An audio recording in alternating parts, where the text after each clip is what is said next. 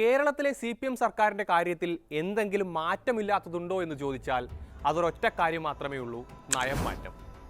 അത് ഇങ്ങനെ തിരുത്തി മുന്നേറുകയാണ് പാർട്ടിയുടെ ഒരു രീതി. ആ പട്ടികയിലേക്ക് പുതിയൊരു എൻട്രി കൂടി വന്നിരിക്കുകയാണ്, റോഡുകളിലെ ടോൾ പിരിവ് അഥവാ യൂസർ ഫീ പിരിവ്.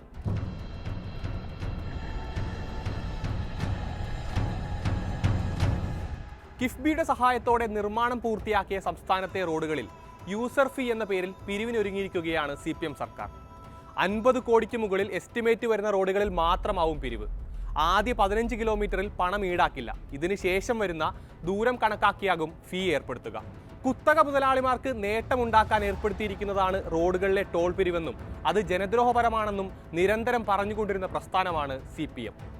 റോഡുകളിലൂടെ സാധാരണക്കാരന് സൗജന്യമായി സഞ്ചരിക്കാൻ സാധിക്കണമെന്നതായിരുന്നു ഇടതുപക്ഷത്തിന്റെ പ്രഖ്യാപിത നിലപാട്. അതുകൊണ്ട് തന്നെ ടോൾ പിരിവെന്ന ജനവിരുദ്ധ സമീപനത്തിനെതിരെ എല്ലാ കാലത്തും CPM നിലകൊണ്ടു. ഒന്നാം പിണറായി വിജയൻ സർക്കാരിനെ ഹൃദയപക്ഷമാക്കിയ നീക്കങ്ങളിലൊന്നും അതുതന്നെയായിരുന്നു.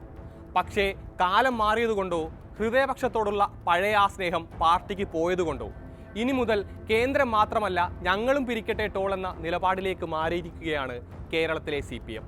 സംഗതി ടോൾ പിരിവാണെങ്കിലും കേരള CPM അതിനെ വിളിക്കുന്നത് യൂസർ ഫീ പിരിവ് എന്ന പേരിലാണ്. ചിലപ്പോൾ ഒരു വെറൈറ്റിക്ക് വേണ്ടി ഇട്ടതാകാം. പിരിവിന്റെ രീതിയിലും മാറ്റങ്ങളുണ്ട്. സംസ്ഥാനത്തെ റോഡുകളിൽ AI ക്യാമറകൾ ഉപയോഗിച്ച് പിരിക്കാൻ കഴിയുമോ എന്നതാണ് സാധ്യതാ പഠനത്തിൽ സർക്കാർ പരിശോധിക്കുന്നത്. നിരക്ക് ദേശീയപാതയിലേക്കാൾ കുറവായിരിക്കുമെന്നും പറയപ്പെടുന്നു. സംഗതി സഞ്ചരിക്കുന്നതിന് പണം വാങ്ങൽ തന്നെയാണ്. ആദ്യം CPMന്റെ U-ടേണിനെ കുറിച്ച് പറയാം. ഒന്നാം പിണറായി വിജയൻ സർക്കാരിന്റെ കാലത്ത് 28 ടോൾ ബൂത്തുകളുടെ പ്രവർത്തനമായിരുന്നു സർക്കാർ അവസാനിപ്പിച്ചത്. സർക്കാർ നിർമ്മിച്ച റോഡുകളിൽ ടോൾ പിരിക്കാൻ അനുവദിക്കില്ലെന്ന കർശന നിലപാട് അന്നത്തെ പൊതുമരാമത്ത് വകുപ്പ് മന്ത്രി G. സുധാകരൻ പലതവണ വ്യക്തമാക്കുകയും ചെയ്തിരുന്നു. അധികാരത്തിലേറിയ ഉടൻ തൃപ്പൂണിത്തുറ മുനിസിപ്പാലിറ്റിയിൽ പ്രവർത്തിച്ചിരുന്ന 3 ടോൾ പ്ലാസകൾ പൂട്ടിച്ച ശേഷം ആ ദൗത്യം പൂർത്തിയായിരിക്കുന്നു എന്ന മുൻ MLA M. സ്വരാജിന്റെ ഫേസ്ബുക്ക് പോസ്റ്റും അന്ന് കയ്യടി വാരിക്കൂട്ടിയിരുന്നു. ആന്ധ്രയിലും തമിഴ്നാട്ടിലുമെല്ലാം ടോൾ ബൂത്തുകൾക്കെതിരായ സമരത്തിൽ മുൻപന്തിയിലുണ്ടായിരുന്നത് CPMും അവരുടെ യുവജന പ്രസ്ഥാനങ്ങളുമായിരുന്നു.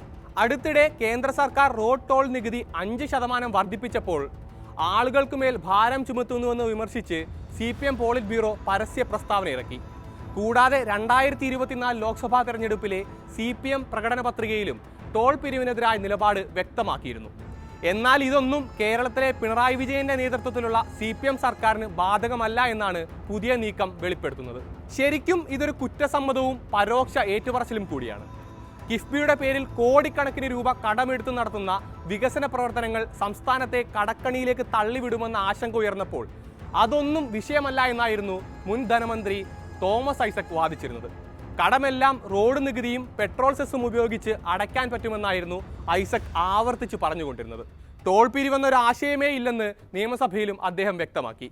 എന്നാൽ ഇപ്പോൾ റോഡിലെ പണപ്പിരിവിനായി സർക്കാർ പറയുന്ന ന്യായം കിഫ്ബിയുടെ പല പദ്ധതികളും ലാഭകരമല്ല എന്നതാണ്.